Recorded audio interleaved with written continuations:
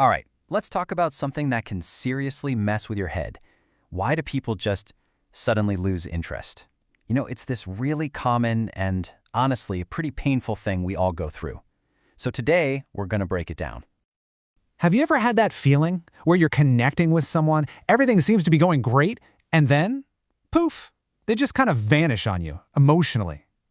I mean, one day, the connection is electric. You're talking all the time, you're sharing stuff, and you feel totally seen, And then, almost like a switch flips, everything changes.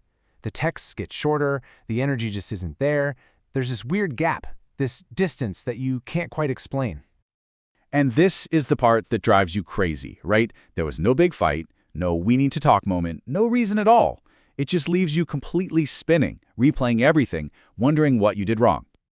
But here's the thing, what if it's not really about something you did? Psychology actually has some pretty powerful explanations for why this happens, and understanding them, it can be a total game changer. So let's get into what's really going on here. We're going to dig into 6 key reasons, and we'll start with the dynamic between two people. This is where that delicate balance in any relationship can start to wobble, and a lot of times, we don't even see it happening. So reason number 1, things just get stuck. Our brains are wired to love new things, to feel like we're moving forward. When a relationship gets too predictable and just stops growing, that spark can start to fade. It's not that anything's wrong, it's just that there's nothing new to get excited about. Think of it like this. Shared growth is the oxygen that keeps a connection alive. Okay, next up, being too available. Now this sounds a little counterintuitive, I know, but it taps into this basic psychological thing called the scarcity principle. When you're just always there, always ready to drop everything, your presence can subconsciously start to feel less valuable. It's not that they're a bad person, it's just a mental shortcut our brains take. We think, oh, they'll always be around, and that can, without anyone meaning for it to, lower your perceived importance. And that leads us straight into this huge concept, emotional imbalance. This is exactly what it sounds like. It's when one person is putting in all the work, all the effort, all the care, all the energy, and the other person is just kind of there for the ride. It's a dynamic that just can't last. And you can really see that imbalance right here. On one side, you've got a healthy connection, the effort is balanced, both people are investing, and that builds mutual respect. That's what keeps the interest alive. But then you look at the other side. That's emotional overgiving. It throws everything off. When one person stops trying because they don't have to, it can actually make them less attracted over time. And our 4th reason is when the mystery just disappears. Attraction really thrives on a little bit of unpredictability, a little bit of curiosity. When you become a completely open book and they know exactly what you're going to say or do, well, the brain's reward system just doesn't fire up in the same way. Having a little bit of healthy space isn't about playing games, it's about giving them room to wonder about you again. Okay, now we need to shift gears for a second because this is so important to remember. Sometimes, this sudden distance has absolutely nothing to do with you or the dynamic you share. Sometimes it's all about what's going on inside their head. And I really want you to hear this. People change internally, all the time. When someone pulls back, it could be a sign of their own personal journey. Maybe they're growing or healing from something, or their entire life goals are shifting.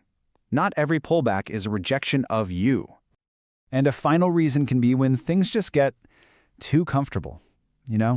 A relationship, whether it's romantic or just a friendship, can become so safe and routine that both people just stop putting in the effort that created that spark in the first place.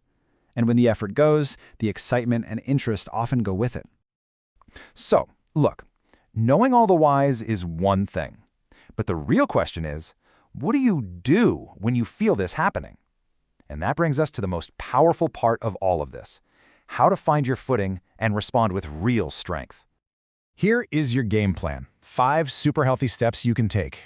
First, and this is the hardest one, but it's non-negotiable, you have to stop chasing. That urge to text more, to call, to figure it out, you have to resist it because it usually just pushes them away. Second, turn that focus back onto your own growth, your goals, your passions, your life. Third, consciously pull back on the overgiving. Let's rebalance those scales we talked about. Fourth, create some healthy distance of your own. Let that mystery come back a little. And finally, the foundation for everything, respect your own value. Know your worth, completely separate from anyone else's attention. Because that's what it all comes down to, right? When you carry yourself with self-respect, when you truly value your own time and your own energy, people feel that. It's magnetic. It fundamentally changes how others respond to you. All right, let's wrap this up with one final thought I want you to take with you. Please remember this. If someone loses interest in you, whatever the reason, do not lose yourself. Your value is not and will never be tied to someone else's attention. Stay on your path. And I'll leave you with one last question to chew on. What if this distance you're feeling isn't actually a rejection at all? What if it's a redirection, pointing you towards something or someone that's even better for you in the long run?